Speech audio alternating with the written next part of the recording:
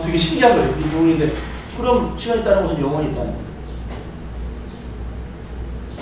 그렇게 마치 이제 이데와 현상세계 설명할 때 이데가 이데를 통해서 현상세계 설명하는 것처럼 그런 방식으로 하나님의 은총의 빛 안에서 그 모든 것이 드러나고 설명을 하는 것이 어거스틴의 신종교장입니다.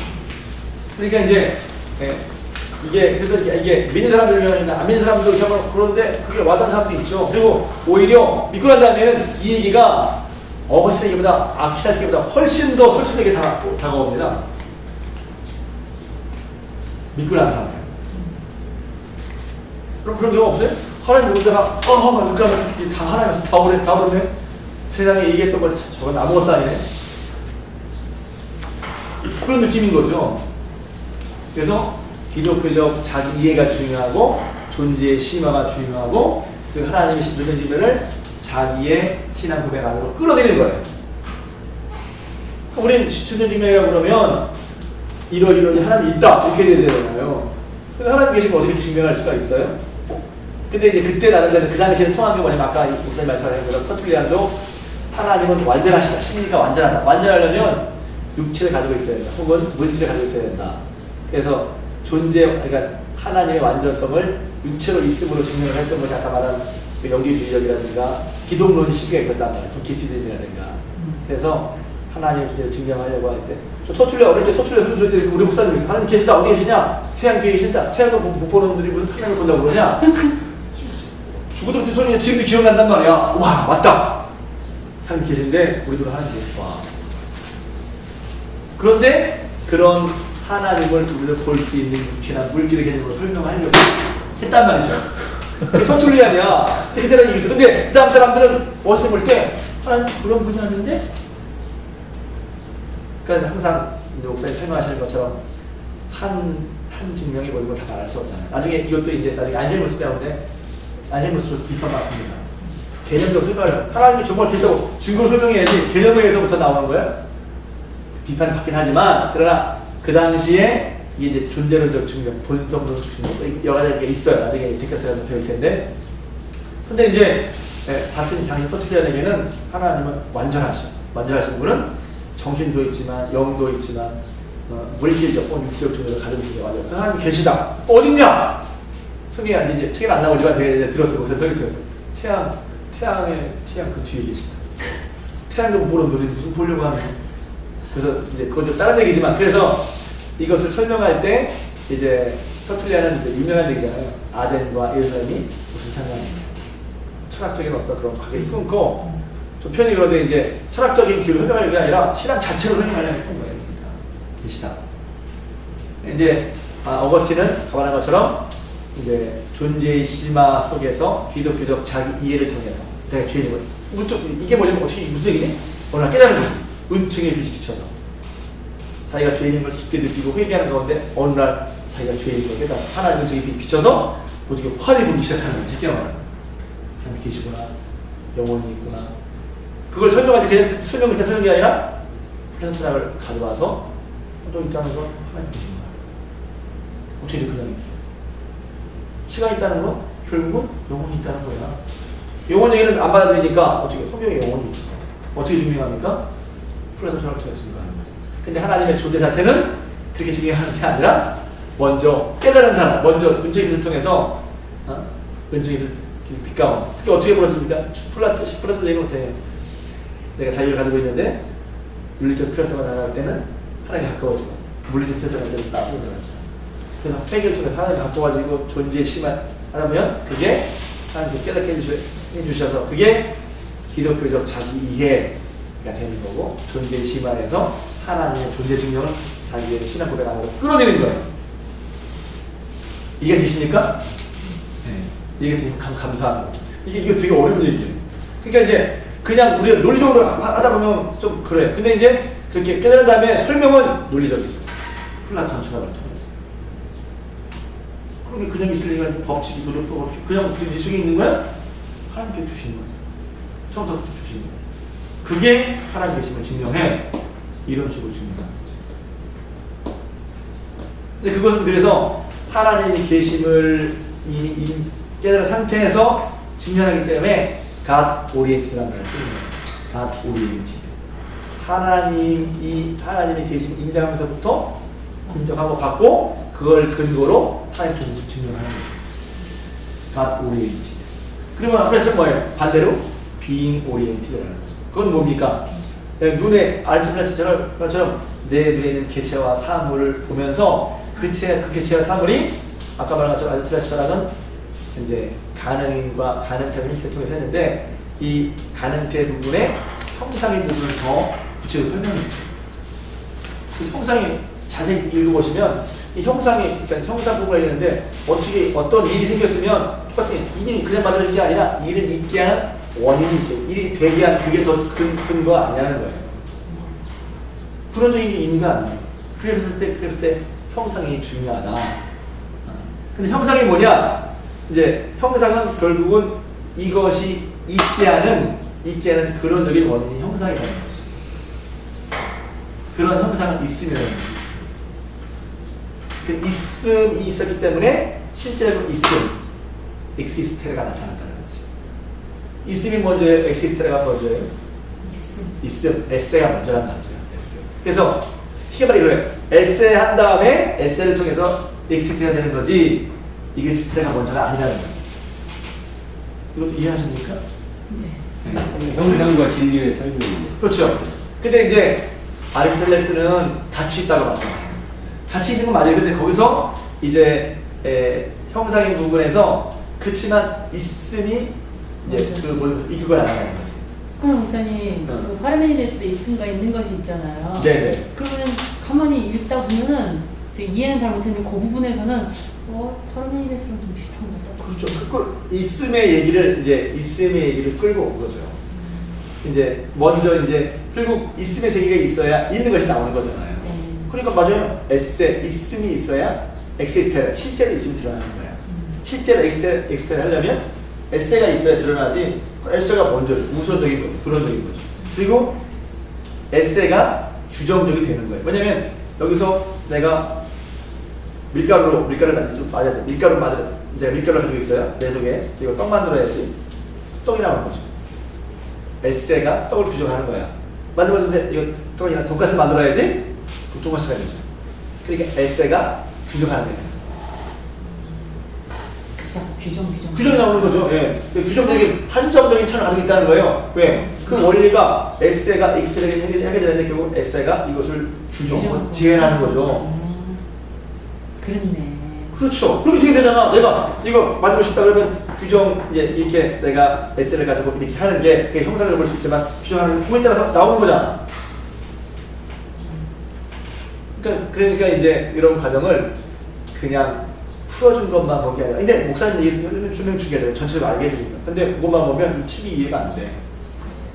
책 가지고 이해할 수 있게 해야 됩니다. 책 가지고 이해할 수 있게. 그러면서 서로 목사님과 책이 이해하고 서로 이렇게 얘기를 맞춰야죠. 그래서 그러면서 이제 그게 이제 사유와 본질 얘기하고 사유와 본질, 규정작용과 인지작용이 계속 반복적으로 하나 단계 올라가면서 결국 맨 마지막에 그런 단계를 거쳐서 자 그래서 이분이 하나님. 그러니까 그것은 어떻게 됩니까? 이제 주변에 주어지는 눈으로 볼 수 있는 일을 통해서 그러니까 자연물을 통해서 그것을 이성적인 사고를 가지고 아리스토텔레스처럼 단계적으로 밟아 올라가서 하나님을 증명하는 방법. 그게 아퀴나스의 신존심의 근데 어거스틴이 이걸 반대했어요. 야, 하나님 그런 하나님이야? 어거스틴처럼 아퀴나스처럼 이렇게 올라가서 그래서 하나님 이거야. 그런 하나님이 하나님이 아니야. 그런 단계적 영광과 의해서 계셔 주십시오라는 하나님이 아니라 하나님은 이미 우리와 함께 계시죠. 그래서 요청으로서의 하나님이라고 그렇지. 아퀴나스가 얘기를 그 얘기를 하는 거예요. 요청이야. 요청으로서의 하나님 뭔가. 요청. 그래서 있을 수밖에 없다. 그러니까 아퀴나스 어거스틴은 꽝 하고 이미 하나님 만났어. 목사님 그러면요 이미 그분들이 그렇게 말했으니까 했겠지만 요청으로서의 하나님보다는 필연적으로 계셔야 하나님 이게 낫지 않아요? 그 목사님이 그게 맞지. 우리는 꽉 하나 만나야 돼. 근데 이제 중요한 건 뭐냐면 이거죠. 그래서 이거 공부할 때 아이언들 얘기가 뭐냐면 교회에서 어떤 게 필요한지 알아야 된다는 거죠. 이게 철학이 다른 건데 하나님을 모르는 사람에게는 하나님을 만나게 해주기를, 그러니까 우리 뭐 기도하든지 저 같은 경우는 기도 속에 하나님 정말 하나님을 꽝 하고 만든 체험적인 시장이 있는데, 근데 그걸 하나님 만났다 하더라도 그런 설명이 필요하죠. 네가 만난 하나님, 네가 하나님이야. 계속 교육이 필요하죠. 이성적으로 논리적으로 말씀을 통해서 아키나스 하나님이 필요하죠. 근데 만남이 없어. 그리고 설명을 통해서 하나님만 들었어. 개념적으로. 근데 그 진찬을 만들고 못했으면 개념에 그칠 가능성이죠. 우리 집을 보면 그래서 저는 그래서 개념적으로 하다가 하나님 꽉 만났다면 개념적으로 설명을 하는지 그게 필요한 거죠. 근데 이제 목사로서 우리가 이 사람은 개념적인 사람이야. 하나님 못 만났구나. 하나님 만나도록 기도하게 하고 방언받게 하고 세상 세례 받게 하고 하는 게 필요하고, 이 사람들은 이미 받았는데 맨날 받아본 얘기하고 하나님을 몰라. 하나님 어떤 말씀을 모르고 그냥 보고 뛰기만 해야. 그러니까 물리적으로 갖춰야죠. 하나님 성도님께 하나님을 부르시다. 그래서 이제 오늘 공부 때 그런 얘기를 많이 했고, 그러니까 이미 하나님을 경험한 사람에게는 이제 어거스틴 식의 증명이나 얘기가 이제 그게 더 잘 먹혀들고, 그럼 거기는 뭐 논리적인 게 없어. 이미 하나님 느끼는데 하나님 계셔. 시간적으로 네. 하지만 여기서는 이제 그게 없으니까 설명해줘야 돼. 하나하나 계속 논리적으로 설명 계속 해도 머리로만 이해가 돼. 근데 그 당시에 이제 그런 것이 왜 존재이성과 자연이성이 하나님과 만나게 되니까 설명해서 다 알 수 있다는 거죠. 이렇게 자연물이 돌아간다는 설명을 하에 나가면 그것이 마지막에 하나님 그게 똑같아 라는 설명이 된다고 생각한 거죠. 그래서 이제 스콜라 철학은 이제 신앙과 철학 혹은 믿음과 이성을 이제 같이 놓고 본다는 거죠. 근데 그렇기 때문에 이것은 이제 비잉 오리엔티드, 있는 것에서부터 자연물을 통해서 이성적 방법을 통해 설명을 통해서 하나님 알게 합니다. 그래서 이건 단계적으로 영광을 통해서 하나님이 있어주죠. 그러니까 어거스틴 그런 그게 하나님이 아니에요. 하나님은 이런 단계적으로 있어주십시오는 요청 하나님이 아니라 먼저 꽝 하고 있으시잖아요. 그래서 하나님 설명도 다르죠. 이상입니다. 뭔지 끝나요. 질문. 그러면요. 아퀴나스는 결국 이슬이 그 객체를 규정했다고 했잖아요. 그렇죠. 근데 객체가 왜 악해요? 그렇죠. 뒤에 나오는 거예요. 뒤에 보면 계속 아키나스도 역시 마찬가지죠. 그래서 위 악기 설명하지 못하는 거예요. 뒤에 책에 보면 이게 나중에 어렵게 깨달아서 페이지를 보면 73페이지부터 그러나 아퀴나스는 돼 있죠. 그러나 아퀴나스는 어거스틴과 달리 자연적이며 비역사적이라 할 수 있다. 이 비역사적이라는 말이 되게 어렵습니다. 뭐 비역사적인 말이 뭐야? 그 말은 낙관론적으로 정리한다. 이게 낙관론이라고. 그러니까 비역사적이면 역사에는 실곡이 있고 위압추가 있는데 비역사적 그게 없어. 그냥 귀납적 목적론적 전개예요. 저는 여기 설명이 있거든요. 목사님들이 이제 설명해 주셨으니까 썼겠죠. 이해를 못 하겠는 거예요. 이 비역사적하고 이 말하고 뭔 상관이 있길래. 그러니까 역사 속에는 위압추가 있는데 그걸 설명을 못 하니까 비역사적이란 말을. 왜 그렇게 했어? 그냥 낙관론적이다 이렇게 하면 더 좋을걸? 근데 이제 왜냐면 이유가 있는 거죠. 왜냐면 어거스틴은 아까 역사와의 만남 그리고 얘기했는데 그런 게 없어. 맞아요. 회개 뭐 이런 게 없어. 아퀴나스는 회개 뭐 이런 거 없어요. 예식적 시간 초점 그런 게 없어. 그냥 자연 속에 원래부터 하나님이 계셨고 자연 속에 있었으니까 그걸 하면 안 했었다 그러는데 어거스틴은 다르죠. 전혀 하나님 알다 모를 때와의 그의 생각과 사고 이게 철학적인 말은 아니지만 다르죠. 근데 아퀴나스는 그런 게 없어요. 그래서 여기 신앙적으로 복종하는 신과의 만남의 성격은 없다. 그 얘기예요. 그러니까 책을 계속 읽어볼 필요가 있는 거야. 그렇게 설명을 해줘야 이건 이 말이 제 책이 보이는 거겠지만 여기 별표, 친거, 의심일까 이렇게 하는 거 그리고 이 뒤에 보면 이렇게 체크표한 건 새로 깨닫는 거예요. 이게 포인트구나. 계속 포인트가 공부하는 거예요. 그래서 이 책이 근데 이 책이 다가 아니라 정의하는 그만큼 중요한 거란 말이에요. 그래서 아퀴나스 그렇기 때문에 어거스틴은 두세 개. 하나님 깨닫기 전과 깨달은 후가 다르죠. 전시대교 초일시대 시간이 다르잖아요. 그러니까 두세 개는 나뉘는 거고 어거스틴에게 있어서는 아퀴나스는 그런 게 없어. 그냥 쭉 가는 거예요.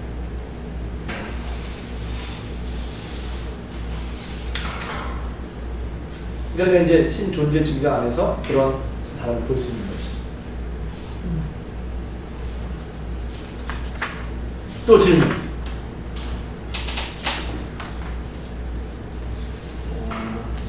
그럼 결국 사유를 통해서 가는 거예요.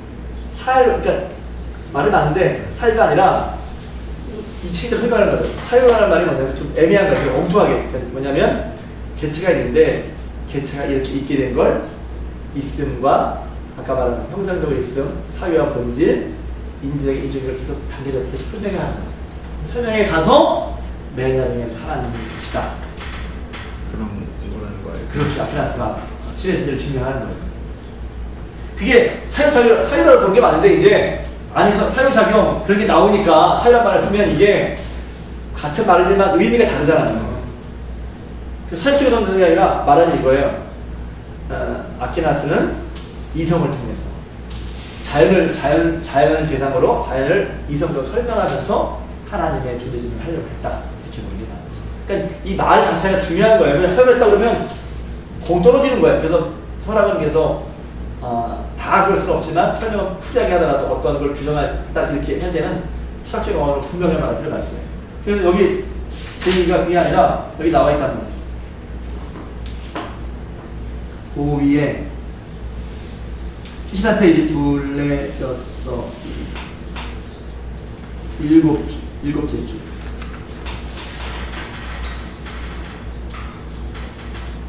둘레 여섯 일곱째 줄 그래서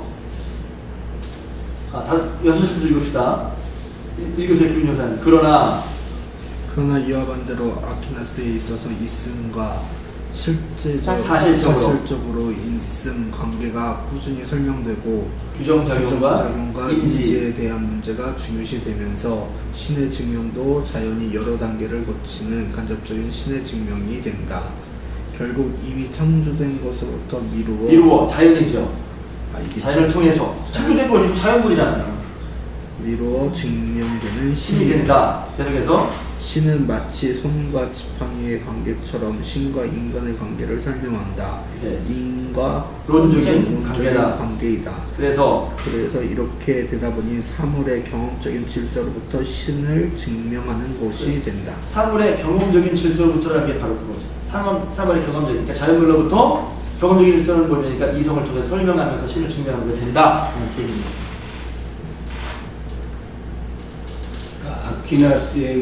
아퀴나스에게 있어서 하나님과의 만남은 그 이성적인 그 이해를 그렇죠.